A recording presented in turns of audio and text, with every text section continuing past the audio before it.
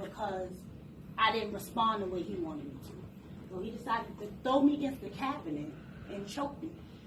In the midst of this, my thoughts was, I got a baby in my stomach. How could you do that? You know, he was just mad at the world, I guess. You know, as a woman, it's like, what did I do wrong? I'm pregnant with your kid. As that scenario went, I kicked him out the house. Being pregnant, still hormones going. A couple of months later, I let him back in.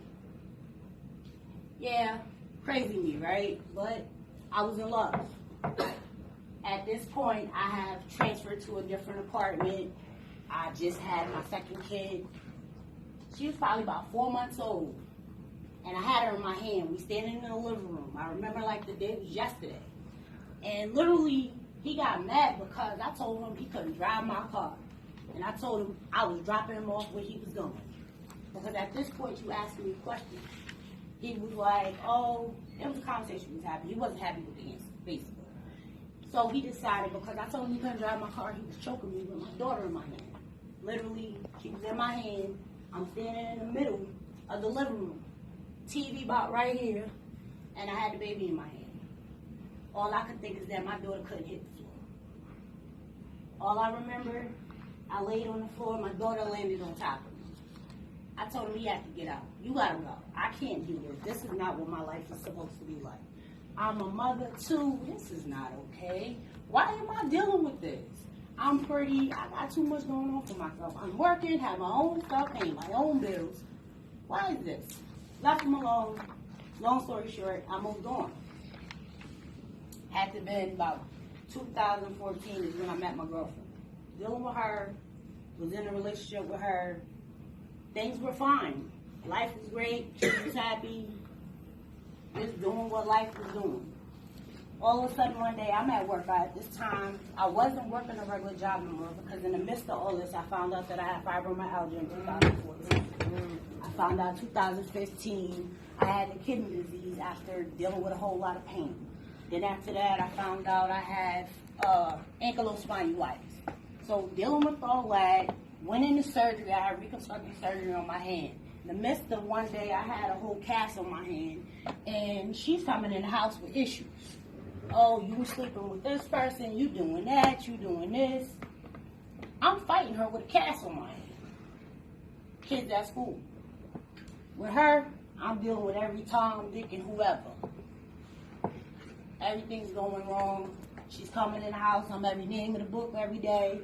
That's where the verbal abuse came in at. It went from verbal abuse coming in the house to blaming me why she don't got her job, to why her car ain't working, to whereas I'm in the house one day, sleep, knocked out, kids in the next bed, and I woke up, she's choking me.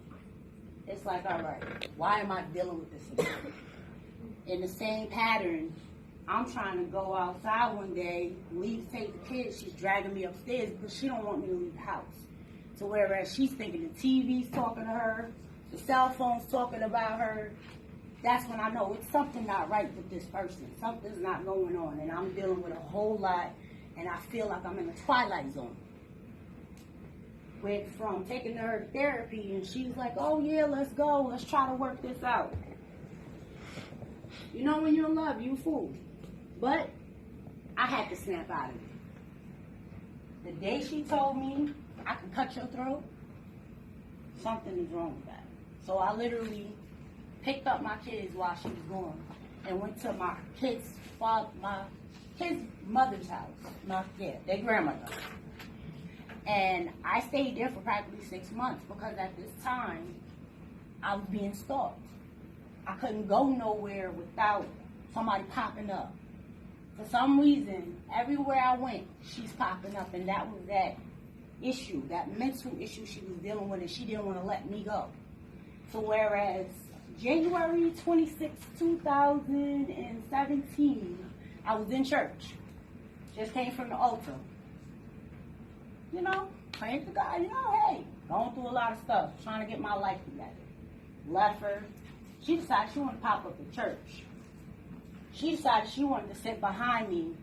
And then when I came from the altar, she came and sat by me like, oh, why are you ignoring me? I keep calling you. I said, I told you it was over. She wasn't trying to hear that. She attacked me in church. I called the cops. She got arrested. I got a restraining order.